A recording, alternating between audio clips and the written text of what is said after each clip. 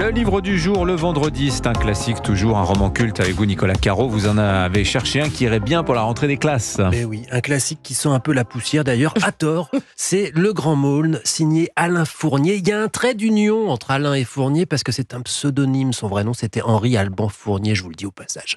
Et quand on dit ce titre, on pense, c'est vrai, un peu à l'école. Effectivement, ça fait partie de ces monuments incontournables, un peu intimidants à force d'être mythifiés. Mais vous nous dites que c'est à tort. Complètement à tort parce que c'est un roman de jeunesse, c'est un roman vivifiant, un roman sur la liberté. Alors forcément, quand on vous en impose la lecture à l'école, il y a comme une contradiction. C'est sûr. L'histoire, c'est un adolescent qui raconte. François Sorel, le fils de l'instituteur dans un petit village du Cher, Sainte-Agathe. Un jour arrive un garçon un peu plus vieux. C'est Augustin Maulne, que l'on surnomme le Grand Maulne. C'est une sorte de grand frère pour François. Ce Grand Maulne est un peu rebelle à l'autorité, comme Joe Hume. Et un jour, il emprunte une petite voiture à cheval et il se perd dans la région. Son escapade va durer 3 jours, et pendant ces 3 jours, il tombe par hasard sur un vieux domaine, un genre de manoir en ruine, mais beaucoup de gens sont là, déguisés très bizarrement. Il comprend que c'est un mariage, on attend les mariés, et pendant ce temps-là, on s'amuse. Il décide de s'incruster un peu, il rencontre à cette occasion une jeune fille magnifique, très mystérieuse, coup de foudre. Je vous passe les détails, mais on apprend bientôt que le mariage n'aura pas lieu, la fiancée s'est enfuie.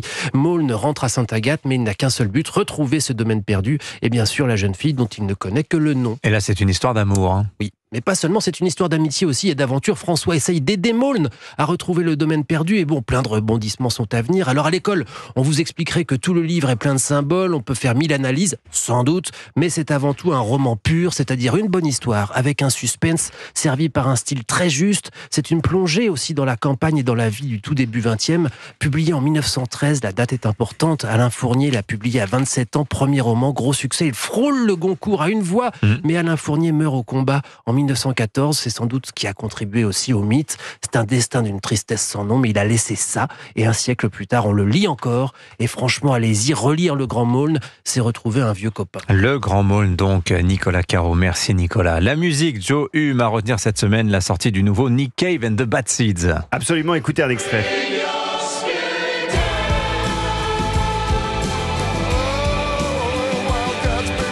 Wild God, c'est le titre du 18e album de l'Australien Nick Cave et son groupe de Bad Seeds, un album enregistré dans le Var, à Corrence, au milieu des vignes du domaine de Miraval, dans le studio tout récemment rénové par son nouveau propriétaire.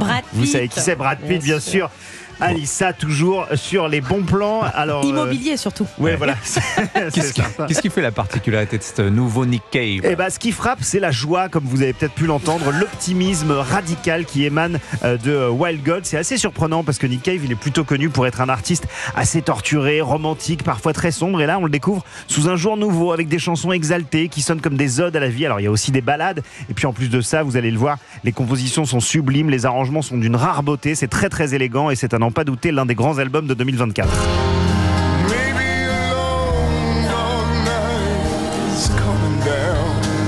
La joie, c'est pas ce qu'on entend tout de suite. Il y a de la tendresse. Il y a de la tendresse. Il y a de la tendresse. Voilà. Il y a plusieurs atmosphères dans l'album. Il y a 2 salles, 2 ambiances. Wild God, donc le nouveau Nick Cave and the Bad Seeds. Et puis c'est l'été, c'est la saison des festivals.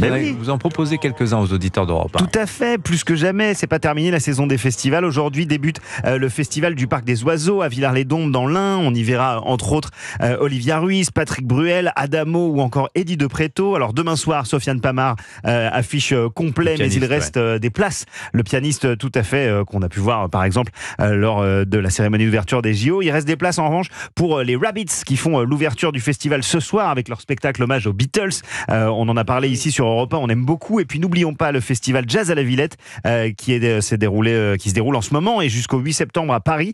Ce soir, c'est le prodigieux batteur américain Makaya McCraven qui sera sur la scène de la Philharmonie de Paris. Alors si vous aimez le jazz mélodique, un petit peu urbain, où ça ne fait pas que jouer, vous savez, des notes improbables et des tempos que vous ne pouvez pas comprendre si vous n'avez pas fait maths spé, c'est pour vous, il reste quelques places.